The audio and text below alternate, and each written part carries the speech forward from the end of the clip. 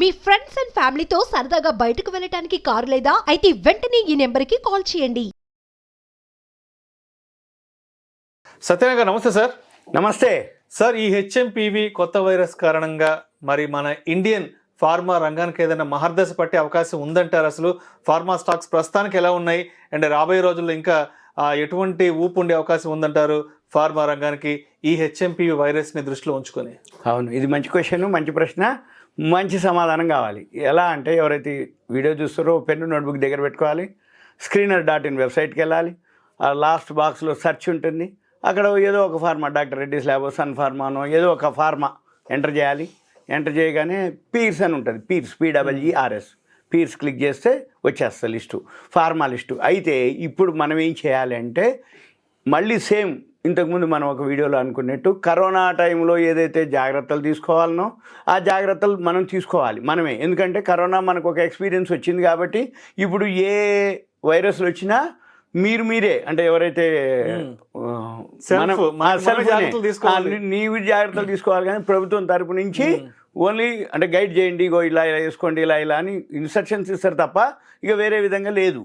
కాబట్టి మనమే స్వతహాగా ఏం చేయాలి, మన లోపల అంటే స్టామినా పెంచుకోవాలి, లేకపోతే వ్యాధి నిరోధక శక్తికి ఉపయోగపడేటటువంటి అంటే ఫుడ్ కానీ ఆహార నియమాలు, సో ఇవన్నీ మనం మెయింటైన్ చేయాలి. అయితే దీంతో పాటుగా మన ఫార్మాస్యూటికల్ కంపెనీ షేర్లు మళ్ళీ ఇప్పుడు కరోనా తర్వాత అంటే మాస్కులు అనుకోండి, శానిటైజర్స్ అనుకోండి, లేకపోతే వ్యాక్సిన్ అనుకోండి, ఇప్పుడు ఆల్రెడీ మళ్ళీ కిట్లు ఉంటాయి, ఏవైతే మళ్ళీ దీని కిట్లు దానికి సంబంధించిన కిట్లు ఆల్రెడీ కొన్ని కంపెనీలు మేము రెడీగా ఉన్నామని చెప్పేసినాయి. ఏమని అదే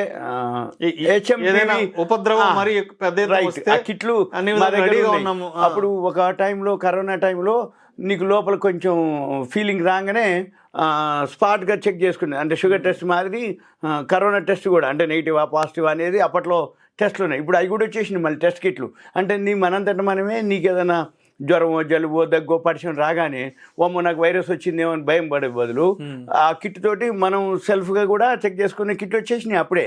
అంటే వైరస్ హెచ్ఎంపీవీ ఉందా లేదా, ఉందా, లక్షణాలు ఏంటి అనేది ఏదైతే ఉన్నాయో అంటే ల్యాబ్లు అనుకోండి. సపోజ్ ఇప్పుడు ఏదైతే అదే టెస్ట్ మనం ఇప్పుడు బ్లడ్ టెస్ట్ చేసేవి ఈ ల్యాబ్లు ఉంటాయి కదా, ఆ ల్యాబ్లన్నిటికీ డయాగ్నోస్టిక్ సెంటర్లు అంటాం, వాటికి ప్లస్ మెడికల్ షాప్స్ అంటే ఇప్పుడు కొంచెం అనగానే అప్పట్లో మనకేంది ఏమన్నా అనగానే ఇంకో ఈ ట్యాబ్లెట్ వేసుకోండి అని టీవీలోనే చెప్పేది. బాబు మీరేం చేయొద్దు, ముందు భయపడక్కర్లేదు, ఈ లక్షణాలు ఉంటే ఇవి వేసుకోండి. ఇప్పుడు మళ్ళీ ఈ అనగానే ఆటోమేటిక్గా ఇప్పుడు వచ్చేసినాయి మార్కెట్లోకి. ఏంటిది ఒక అవేర్నెస్ అనమాట. ఇప్పుడు చాలా ఛానల్స్లోనే హెల్త్ అని ఉంటాయి ప్రోగ్రామ్. ఆ హెల్త్లోకి వెళ్ళి ఒకటి క్లిక్ చేసి హెచ్ఎంపీవీ అని అట్లా అనండి, ఇగో మీకు ఈ లక్షణాలు కనుకుంటే ఈ కిట్ ఉంటుంది, ఈ మందులు వేసుకోవాలండి. అవన్నీ ఎవరు మళ్ళీ మన ఫార్మాస్యూటికల్ కంపెనీలే. మరి మన కంపెనీలు సేల్స్ పెరుగుతాయి కదా, కిట్లు పెరుగుతాయి కదా, ల్యాబులు టెస్ట్లు అన్నీ పెరుగుతాయి కదా, ఆటోమేటిక్గా మనం ఏం చేయాలి, ఈ పీర్స్కి వెళ్ళాలి. పీర్స్కి వెళ్ళి ఏవైతే బ్రాండెడ్ అంటే పెద్ద కంపెనీలు ఆ రిజల్ట్ చూసుకోవాలి, క్వార్టర్లీ, లాస్ట్ ఇయర్ దాని యొక్క కంపెనీ బ్యాలెన్స్ షీట్ చూసుకోవాలి. మళ్ళీ ఆటోమేటిక్గా ఇప్పటికే ఆల్రెడీ ఫార్మా కంపెనీలు మీరు అన్నట్టు వచ్చేసినాయి, పెరిగిపోయినాయి అప్పుడే. కాకపోతే మనం కూడా దీని బదులు అమ్మ ఏ ఫార్మా కొనాలి, ఏం హోంవర్క్ చేయాలి అనుకునే బదులు ఫార్మా ETF ఉంటుంది, సింపుల్. ఫార్మా ETF అయితే గొడవే లేదు, ఫార్మా ETF కొనుక్కోవచ్చు. లేదు అనుకుంటే ఫార్మా షేర్లో మీకు ఇష్టమైన ఉంటాయి, అంటే కొన్ని సపరేట్గా. ఇప్పుడు ఎక్కువ శాతం ఈ వైరస్ ఎవరి మీద అటాక్ అవుతుంది అనే దాని మీద జనరల్గా ఏంటంటే గవర్నమెంట్ ఒక గైడ్లైన్స్ ఇవ్వడం జరిగింది. పిల్లలు, వృద్ధులు, పిల్లలకి పెద్దవాళ్ళకి రెసిస్టెన్స్ పవర్ ఉండదు, అంటే ఏదైనా అనగానే తట్టుకోగలిగే వ్యాధి నిరోధక శక్తి తక్కువ ఉంటుంది. కాబట్టి వాళ్ళ మీద ఎఫెక్ట్ పడే ఏవైతే ఉంటాయో అవన్నిటికి సంబంధించి ఏవైతే ఉంటాయో అవి ఆ కంపెనీలు మనం డయాగ్నోస్ చేసుకొని అంటే మనం చూసుకొని ఆ కంపెనీలు కొనుక్కోవటం ఒక పద్ధతి. లేదులే ఇవన్నీ ఎందుకంటే ఫార్మా ETFలు కొనుక్కోవటం బెస్ట్.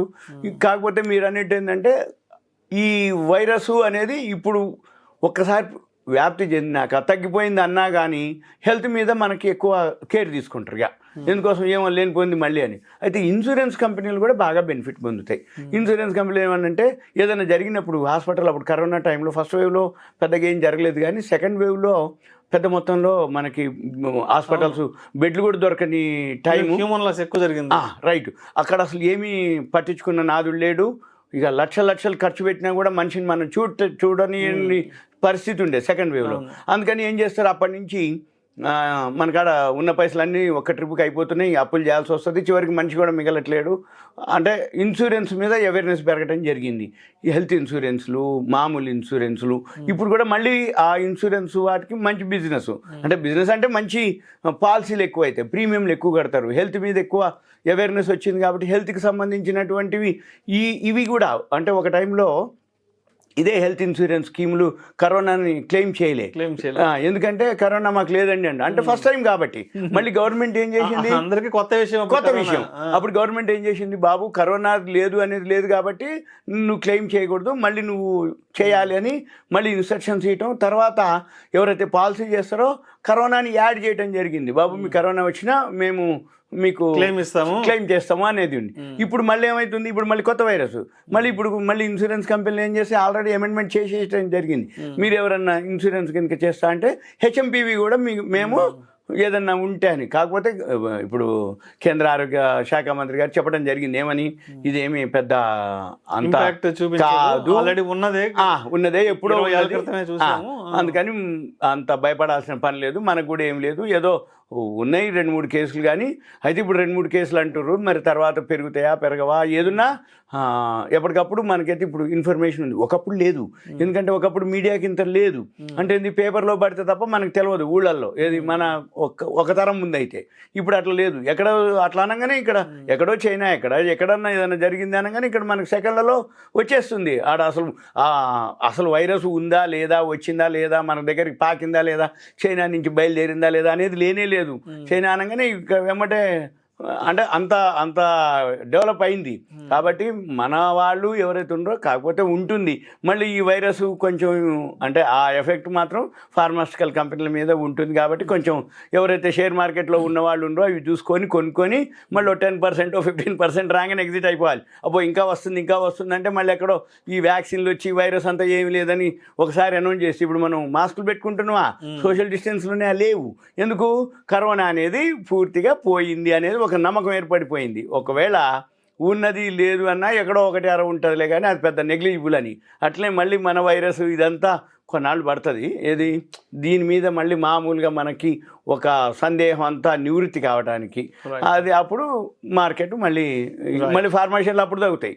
ఎందుకంటే కరోనా అప్పుడు పెరిగినాయి, మళ్ళీ కరోనా మామూలు అయిపోయింది, పెరగలేదు మళ్ళీ. ఎందుకోసం అంటే ఇక మందులతో పని నీకు 21-22 మళ్ళీ కంప్లీట్ మామూలు అయిపోయింది. ఆ టైంలోనే అదనమాట. ఇది కూడా అంతే, సీజనల్ అన్సీజనల్ ఉంటుంది. సీజన్ ఏంటిదంటే ఇప్పుడు ఈ హెచ్ఎంపీ తోటి ఫార్మాస్కి right season. Thank you sir, thank you so much. Thank you.